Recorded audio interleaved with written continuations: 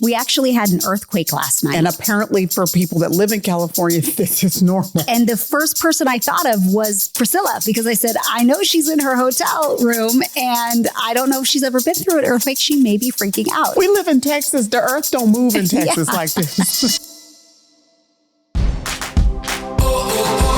Life is like a roller coaster, but it's so much better when we go through it together. Welcome to the Candace Cameron Bure Podcast. We're here to share conversations about life's challenges, our celebrations, and everything in between. Season 8 is with my guest co-host, Priscilla Shirer. Come join us.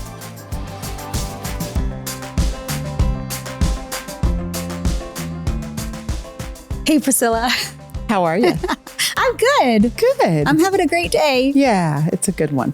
What's not to love? Like, what's not to love? We're here. We're here, and I'm with you, talking with you. So absolutely, it's pretty awesome. I want to start. Okay, you start. All right, Candace, I have a question for you. Okay. I want to know, when's the last time you laughed so hard that you were crying? Just like uncontrollable emotion. And hilarity. I think it was 2 weeks ago. And that feels like a big span for me because I'm a crier when I laugh. Like that is almost my immediate. You just leak. Tears stream down my face. So usually when I'm on set, because I just finished filming a movie. Okay. And I work with great people. And the director that I work with consistently tries to make me laugh really hard. But something always goes awry or something, or someone just... Yes. You know, you don't get something right, especially when you're acting and then you have to be serious and you're trying to keep it together and you're just looking at someone's face and their face just turns funny. You know what I mean? Yes. And so I think I cried, laughed at least twice on that set. I mean, to the point where they're like, okay, the makeup artist comes out. I need the tissue, have to fix the mascara. Like it's a whole lot. But those are the best laughs to me. I think so too. And honestly, that's what makes me cry laugh. It's because someone else is. It is the most contagious thing to me when they cannot get it together. I'm done. Yeah. I'm completely done. Yeah. Yeah. And it always comes at the times when you're not supposed to be laughing. Which is what makes it more funny.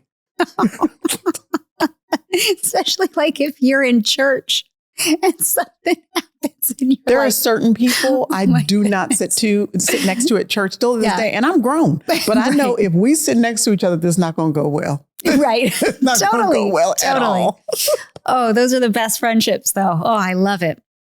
I want to know, what does fun look like in your house? Like when you're with the boys, you're with Jerry, like how do you guys play together?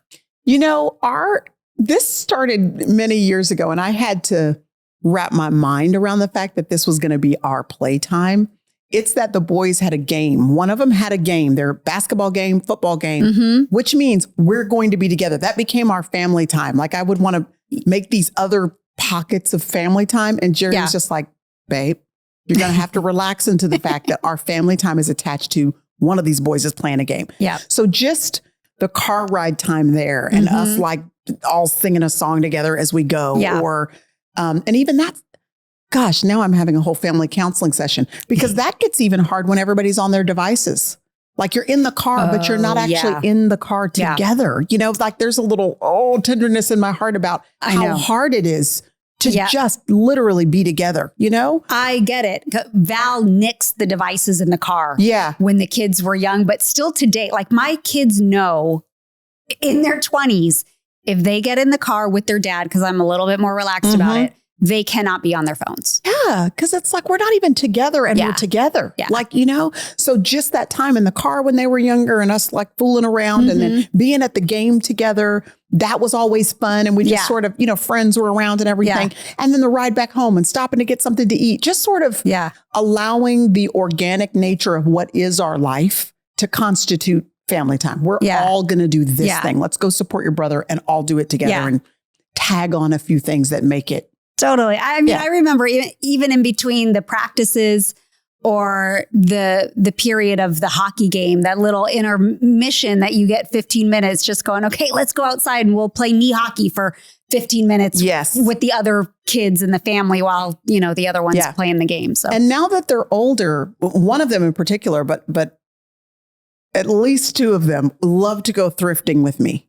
Oh, nice. And I mean, it's our jam. You know, if there's a Goodwill somewhere, or Salvation Army, or just a little vintage thrift store, we're going to tear through there and live our best life. So I enjoy that. I love that. My youngest son, he's always like, Mom, want to go shopping? And that's like my love language. Okay. Even if I don't buy anything, I like looking at pretty things. Yeah. I just do. I'll window shop, whatever. Of course, if you can buy something, it's really fun. Yeah. But I just like looking at pretty things. But he also knows that Mama will buy him something because I'm like, you want to spend time with me? You want to spend time. See, that's how they get us. It's so manipulative. But he's like, Mom, do you want to go shopping with me? And I'm like, of course I do. And then I'm like, it's Max. Max, you look so handsome in that. And he's like, well, I can only afford to buy this. I'm going to just buy this one shirt.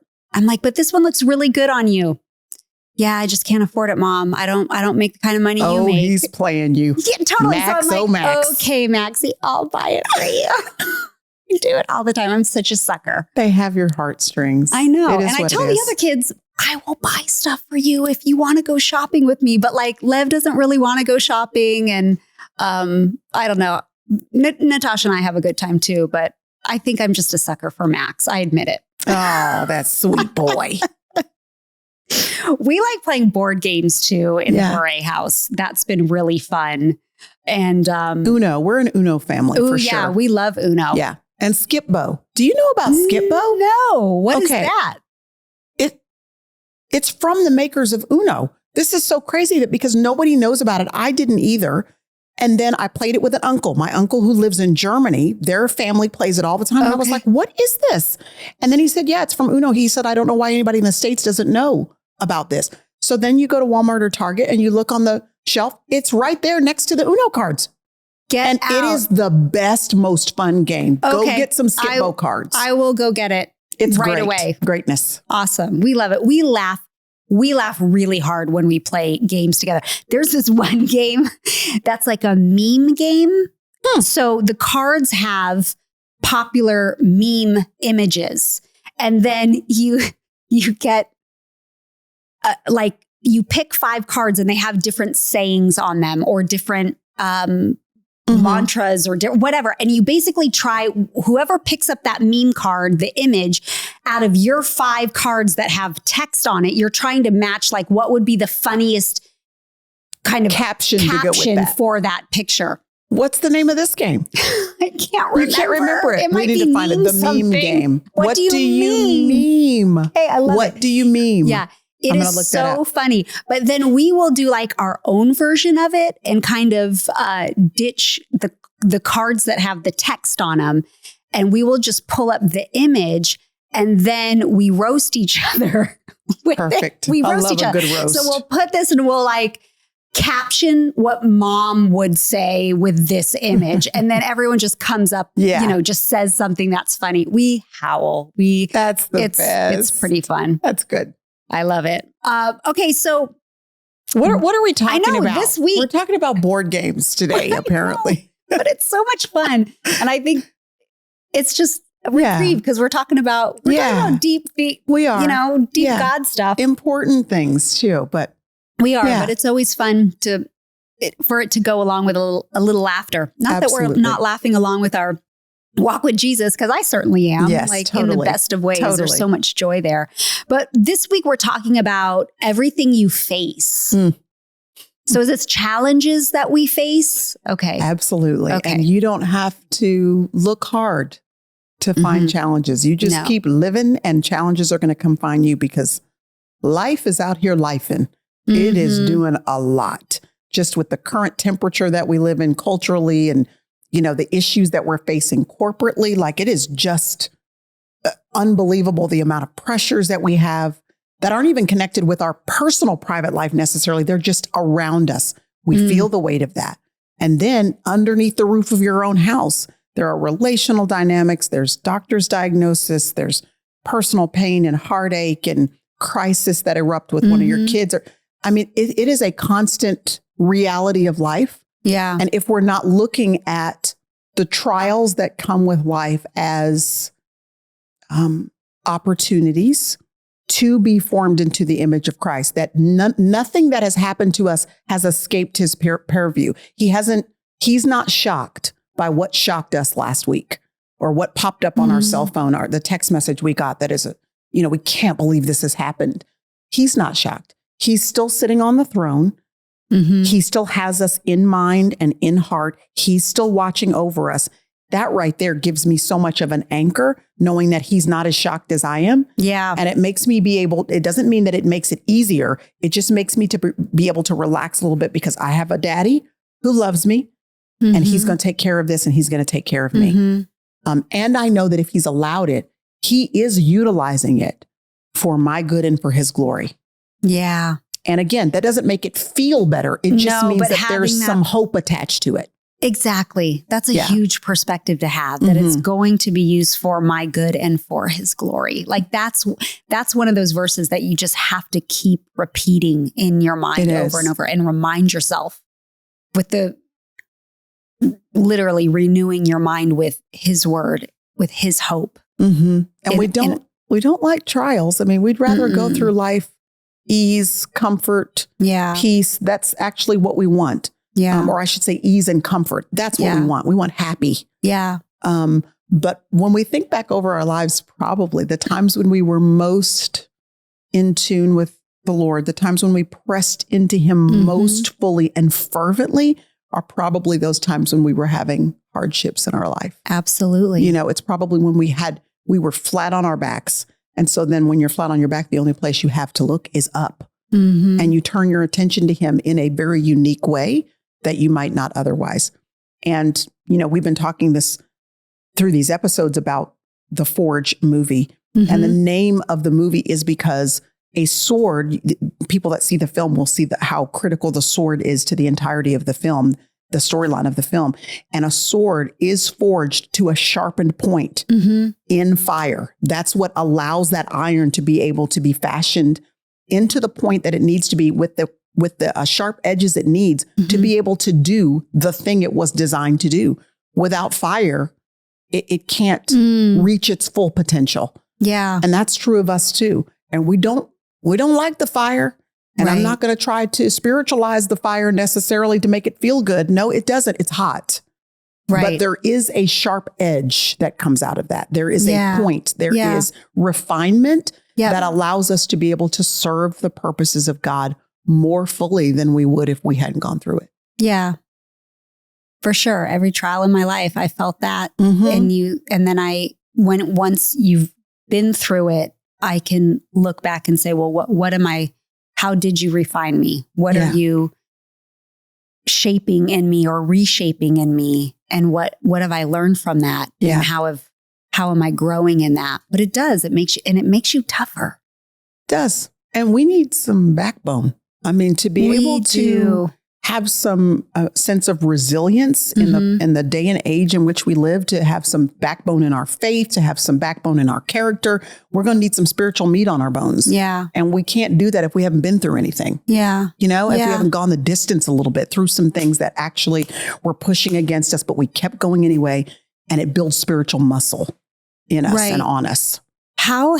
Because you shared that you lost 10 people. Yeah. In your life, facing those trials, I shouldn't say trials, facing that grief. Yeah. Yes. What does that look like for you? Well, I will tell you that one of the main things that it's produced in me is a confidence that is more concrete. I was already confident, but not in a concrete way, that the Holy Spirit is for real. Like, I could say that sort of in theory before, but now I know for sure the Holy Spirit has to be real, because the only way that I know anybody in my family, particularly my daddy, after losing his brother, his sister, his father, his mother, his wife, it was like back to back. Everybody was kind of connected to his side of the family. And to watch him still show up for his life, to see somebody still get up out of bed, put clothes on, be able to function with some sense of sanity after that much loss and that much grief. Something supernatural is making that happen. That is not a natural capacity. You should be a little bit lopsided emotionally I mean, it's not that there aren't hard things to go through and that there aren't many tears that we've cried and many conversations we've had to have. And so I'm not saying that it's been a walk through the park, but I'm saying the fact that you can still show up with any sense of sanity, that is a supernatural act. So if anybody tries to convince me now at this point in my life that the Holy Spirit isn't real, that we in and of ourselves are capable of continuing to move forward, I will look back at them and go, oh no. Oh no, this is God that has made this possible for me, for my dad, for my siblings, for us to keep showing up for our life and being able to function. I have some friends who have lost children and being able to keep showing up for their other children, being able to find some semblance of joy in their work and in their purpose. That is a supernatural function when you've experienced that sort of devastation. So that's what it's produced in me, an assurance beyond a shadow of a doubt that he is who he said he is and that he can sustain us even when we feel like we are not capable of being sustained. Yeah. I know that for sure. That is so encouraging for that person who's facing that hard challenge and they don't have the assurance yet. How do they start to feel that? Well, first is making sure you do have a relationship with God. Man, you're going to need that. All the self-help books in the world or motivational speeches that you may listen to, they are helpful for sure. But the anchor that keeps you steady over time is that you have a relationship with God through Christ Jesus. I cannot emphasize that enough in the chaos of the culture that is swirling around us and the instability that we're in. You got to have something that doesn't change and doesn't shift. And that's a relationship with God through Jesus Christ. And then cultivating a friendship with him in good times, meaning not waiting until things are hard when you finally go, oh, let me get in God's word. Let me talk to him in prayer. Right. This is something that you have to situate yourself for and prepare yourself for in advance, knowing, Jesus said, in this world, you will have trouble. Like you don't actually have to go trying to find it. Just keep living and trouble will come and find you. So knowing that in advance, it means prepare yourself with resolve and faith and with scriptures that can be a hopeful anchor for you to keep your anticipation fixed on the Lord and on the hope of heaven and on the fact that he is a sustainer and a keeper. You must have already sort of built that solid foundation when the rain isn't falling over your life, It's like a builder who's building a new construction project. You never see a builder laying a foundation and pouring concrete for a foundation in a thunderstorm. They have to do that when it's dry. Right. Once it's raining, they've got to wait until it dries out before they lay that because rain is the wrong time to try to pour a foundation. So not that you can't do it, but I would just encourage those who are in a pretty steady time. This is it. This is the time to get that foundation solid and secure so that when it does rain, and it will, you've got a steady, secure foundation to stand on. Yeah. And I would also say, having a buddy that has been through that and walking you through that. We actually had an earthquake last night. Y'all did. And apparently for people that live in California, this is normal. It's normal. So guys, this seems like a really weird segue. However, there is a point to the story. We had this earthquake and it was a pretty good one. And the first person I thought of was Priscilla, because I said, I know she's in her hotel room and I don't know if she's ever been through an earthquake. She may be freaking out. So I immediately texted Priscilla. The whole building was going, and I thought, is this in my head? Like, is something wrong with me? And then I realized this building is moving. Do I need to evacuate? What do people do when there's an earthquake? Because I have never been through an earthquake and it before. there's these jolting earthquakes where they just they hit and it's a jolt. And they don't last as long, but it's shocking. And then there's these ones that come in a little bit more gradual and they roll. This one had a little bit of a jolt, but it was a rolling one. So I could feel it. And I have spidey senses with earthquakes. I can almost feel them just a second before they come. There's a weird sound and I don't know, I can just feel it. So I knew the second I was like, oh, we're about to have an earthquake, and it started rolling. And then you text me and girl, I was so grateful. Because, girl, I was about to grab all my luggage. And when you're in a tall building, you're in the hotel, like you can't go anywhere. And you're kind of thinking, all the images from social media pop into your mind when you're like me and you've never been in an earthquake, where you're thinking the building's going to fall, the ground's going to open up. Like, seriously, I was like, I don't even know if I'm supposed to leave the building or what. So when you text me, which is the whole point that you brought this up. Yes. When you text me, hearing from somebody who has already been through earthquakes, who already knows even the detail you just shared, that some are jarring and some are rolling. This is so life that sometimes the earthquakes of circumstances, trials, hard things, they are jarring, like they hit you all at once. Like there's a call from your doctor and the devastation of the diagnosis is beyond what you could have imagined. What's going on with your kid that you found out today. They've been going through for a couple months now, but you just discovered it today and it's completely overwhelming.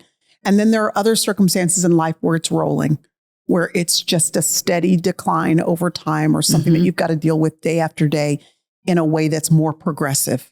But either way, it's an earthquake. And hearing from somebody, I'm telling you that your text saying, you're good. In fact, you said to me in the text, this feels like a 5.6. I did. And you were kind of right on the nose when I looked it up later. You were like, this feels like a 5.6. I was like, do I evacuate? And you were basically like, no, girl, you fine. I was like, you just take a deep breath. You have a good sleep tonight. Just try. Right. And you were like, and you forewarned me, there might be an aftershock. Yes, but it will be less than what you just felt. Think about this. I'm going to so use this illustration for the rest of my life. Because it's a good one. It's so good. Somebody to tell you in advance, there's going to be an aftershock. Like, it's okay. You're going to make it through that. That sort of wisdom from experience is sobering and calming for the person that's currently experiencing the thing for the first time. Yeah. And we need that in our life. People who've been through the earthquakes already, and they can look at you and go, you're going to be okay. Do not evacuate the marriage. Don't evacuate and abandon the parenting. Don't evacuate your purpose. Just stay put. This will pass. Yeah, that's good. It is good. Thanks for texting me, sis. Because let me tell you something. I was out. Do you hear me? You are welcome. Anytime. I still am just laughing. I'm like, of course we had an earthquake when you were here. You're like, why do you all live in California? Like, what? We live in Texas. The earth don't move in Texas like this. This Christmas, people are still reeling from Hurricane Helene. Your $50 gift provides emergency essentials like food, water, and other critical supplies to one person. And your generosity will be doubled by matching funds, so $50 helps two people. Demonstrate God's love in a practical way this Christmas through World Help. They have a 4-star Charity Navigator rating. Double your gift securely at worldhelp.net/Candace. That's worldhelp.net/Candace. I love the Christmas season and all the special moments with family and friends, and we all want to look our best for the party, but the colder weather and stress of the season isn't always forgiving when it comes to your hair. That's why now is the perfect time to start Nutrafol. Nutrafol is the #1 dermatologist-recommended hair growth supplement brand trusted by over 1 million people. See stronger, thicker, faster-growing hair with less shedding in just 3 to 6 months with Nutrafol. While many supplements rely solely on ingredient studies, Nutrafol clinically tests final formulations to ensure they are effective. In a clinical study, 86% of women reported improved hair growth after taking Nutrafol Women's Hair Growth Supplement for 6 months. Nutrafol is offering our listeners $10 off your first month subscription and free shipping when you go to Nutrafol.com and enter the promo code Candace. That's Nutrafol.com, promo code Candace. How about the kids? How about when there are trials and our kids are facing them? Yeah. How do we guide them through that pain? You know, there is a book. I cannot think of the brothers' names right now, but it's 2 brothers that wrote this book years ago. The book is called Do Hard Things.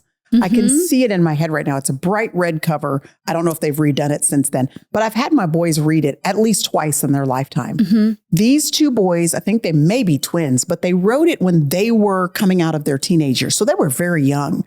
And they are writing about basically there was one summer when their dad made them not there was no television that summer, like a stern dad. He was like, you know what? You boys are watching too much TV, playing too much video games. You are going to read this summer. And he gave his boys books of great men to read their stories, biblical men, historical men, just great men. Mm-hmm. And it occurred to these two young men as they were reading these stories that the great men, when they were doing the great thing, they were teenagers. They were like 16 when they were doing the thing that made them great, or like 20 or 19. So they ended up a little bit later in their lives writing this book called Do Hard Things.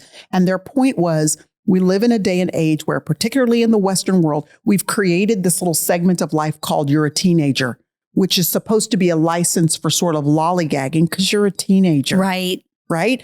But in the scriptures, for example, it was like, I was a boy, Paul says, and now I am a man. He was like 13. You know what I mean? Yeah. The point is, there's not this caveat for escaping the reality that challenge doesn't mean you're supposed to back away from it and sort of lollygag your life away. No, challenge is an invitation, an opportunity for you to show up in strength, gain wisdom, learn something that you didn't know before, and have an opportunity to exercise some muscles that challenge gives you an opportunity to exercise. So as a parent, remembering that is hard because we want to coddle them, keep them, help them not to have to do things hard too soon, that sort of thing.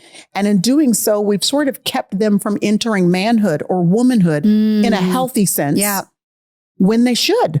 Yeah. And so that has been hard for me, but the boys reading this book, and I read it with them at least the first time, and we kind of discussed it chapter by chapter when they were younger. It was a sobering reminder to me that when a challenge comes up, like relationally, like a friendship thing that they're working through, talk to me about it, but face it. Let's talk about the way for you to go back to school tomorrow and deal with this. Yeah. This is a hard subject matter for you. Okay, that's okay. You don't need to transfer to another class with a easier teacher. You're going to have hard teachers or professors or coaches you don't get along with all along the way. What do you need to do? What is God trying to shape and shift in your character so that you can show up in that space and still function even when you know you don't have the best rapport with that particular coach or that they're not treating you the way you'd prefer to be treated? Yeah. So in challenge, I just have been trying, not perfectly, but trying to be intentional with saying to the boys, it's okay that it's hard. Yeah. You can do hard things. Yes. Don't run from the hard things. Show up and do it. Yeah. Yeah. That's great advice. Something we talk to our kids. Yeah. It is hard. I'm surprised too, in a different way that's a challenge. I was so surprised by my son because there's a challenge he can't change in that. Let me use this example. He's 5'6". Okay. His brother's 6'1". His baby brother's 6'1", and he's 5'6". He got the Cameron genes in the height department. Okay. I'm assuming that's been a challenge for him his whole life. Well, I would think so. I mean, listen, he stopped playing hockey at college because he's like, there's one professional hockey player that's 5'6" or 5'7". I think Theo Fleury that made it. Like your little guys can't make it pro in hockey. It would be like a basketball person wanting to play in the NBA and you're 5'6". You're like, it's just not going to happen. It's not going to happen. So things like that. But I think as a mom, I got a little bit more worried about when he was starting to date. Yeah. And, because a lot of girls, a lot of women, want to man that's taller and all of this. And we were having a conversation one day about it. And I was so surprised at his attitude towards it because I'm just sensitive to my kids' sensitivities. Right. Like I'm mama. I want to help them, protect them, make them feel good. And we had a conversation about it one time and I was asking him saying, I'm so sorry, Lev, that you got my genes. And I don't know what happened. Max just stole all the height in the family. I don't know how that child is 6'1" either, because we're not tall people. But anyway, Lev said to me, my point is it was a challenge. And then he said, Mom, why would I be stressed over something I can't change? That's a whole word right there. God made me this way. So why would it make me feel any less? Why would I not love who I am? I mean, I was like, my jaw was on the floor. And then I just felt like, how superficial am I? Like, gross for me. But Max. He was like, no. He's like, Mom, he's like, it doesn't bother me. I'm very confident in who I am. That's amazing. How old was he when he said this? I mean, probably like 19 or 20. That's amazing. Yeah. And he said, so it doesn't bother me. He said, stop worrying about what you can't change and what I can't change. Like, wow, Lev. Isn't it something sobering when your kids make you grow up a little bit? Totally. Mm-hmm. Good for him. I know. That was cool. And then I will say his wife is, I think his wife is 5'9". Are you serious? Uh-huh. And, so like, and he could have always cared less about the height difference. Like, it's not even. Yeah, she doesn't care. He doesn't care. They are just, it's the cutest thing. But that, I don't know. It's just an example of sometimes we worry about things that maybe our children are facing that. And I think sometimes there is an Instagram thing going around right now where parents have little babies with them and they walk by a wall and they hit their hand on the wall. The baby's head is not hit on the wall, but it sounds like the head is hit on the wall. Mm-hmm. And then right after they hit their hand on the wall, they go, oh, I'm so sorry. Are you okay? And they rub the baby's head.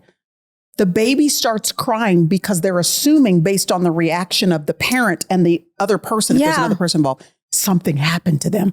Something's wrong. So they start crying. They felt nothing. They weren't hurt at all. Right. But they're reacting to the reaction of the parents. Why would a parent do that, though? Well, it was just to prove the point that sometimes what our children are actually responding to are the fact that we're devastated. Got it. Do you know what I'm saying? Yeah. So just to your point that sometimes the kid doesn't even recognize that their challenge is a challenge in that sense. They know that maybe it's something that they're dealing with, and maybe they're not super, super quick in school. And so they have to learn differently. But sometimes they're okay. They're fine. Yeah. It's that they're dealing with the authority figures around them, parents, teachers, or whatever. Oh my goodness, you poor thing. You're going to have to take tests differently than everybody else because you learn differently. And they're like, is that a problem? They don't care. Right. So I think sometimes us just regulating how we are reacting. Yeah. And how we are letting that challenge hit us. Being careful about that. Yeah. Yeah. That's so because they're absorbing that. They are. I've been called out by my daughter, though, however, when she's telling me and it's drama. And then she's like, you are not stressed out enough over this, Mom. Like, I can't win. I'm too stressed out over one kid. I'm not stressed enough for another kid. The reality is it doesn't matter how well we do. All of our kids are going to be in therapy one day and we're going to. Totally. You know what I told my kids? What? I apologize in advance. Right now, today, before you're ever in therapy for what I did or didn't do. Right. I apologize now. Don't ask me to apologize later. I'm saying I'm sorry today. I love it. Let's go to a listener question. This is from Elizabeth. She asks, how do you keep open communication with your teens nearing adulthood when you know they're participating in behavior you don't agree with? I think we're right in this sweet spot, right? We are. I don't know if I have any wisdom on this. We're trying to figure it out alongside you, Elizabeth. I literally just called in an earlier episode. I was telling you about this couple that has been in me and Jerry's life for a long time. And they have 6 children who are a little bit older than ours. We actually just called them to ask them this exact question recently. And their response to us was basically that at this point, you have given to them everything you can give to them. Not perfectly, but y'all were intentional and you tried. So in other words, whatever seeds you planted are in the soil. Yep. So now the responsibility is to make sure they're clear on how you feel, to love them so that they know that no matter what, you're there for them so that those lines of communication stay open. Because they said to us, that's the win. The win is that they told you.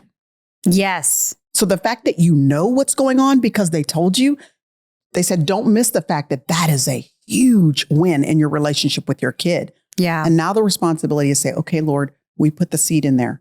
And now we are asking you by your Spirit to put the right people in their path where they are now that will water that seed. Yeah. And that will keep them accountable and that will grow what we put in them.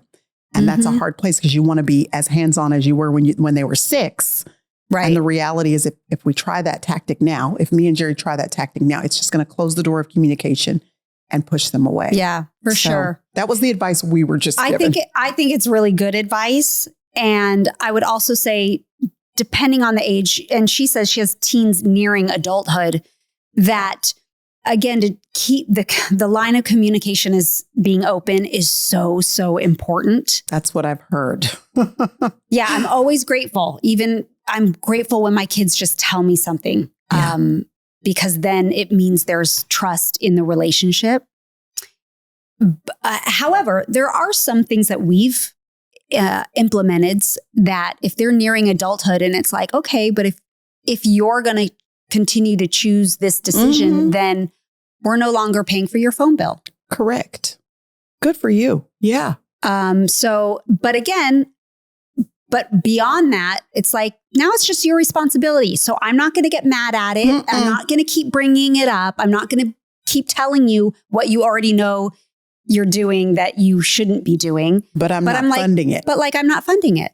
Yeah. Absolutely. So, or if you want to go do this, I mean, I can't tell you how many times, I mean, our kids have all had paying jobs as soon as, if not earlier than 18.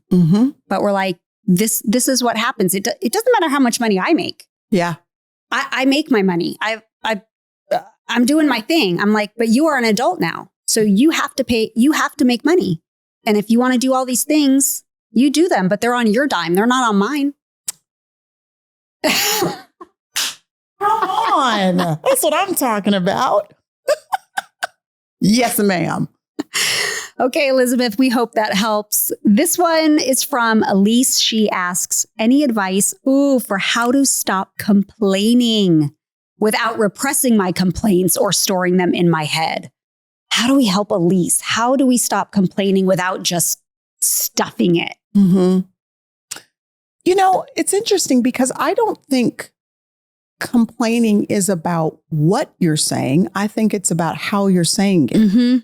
Meaning there are real things that it's reality that it doesn't suit us or it's not comfortable for us. It's something we need to address in a relationship or in a home dynamic or a work environment. And it's not complaining, to be honest.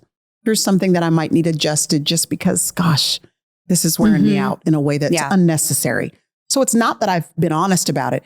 It's when I'm whining about it. It's when I just can't find anything good about the mug at all. It's the tone. It's the negativity that laces the entire discussion. Gratitude is what sobers up complaining, because even if, I wish the mug was bigger, I have a mug.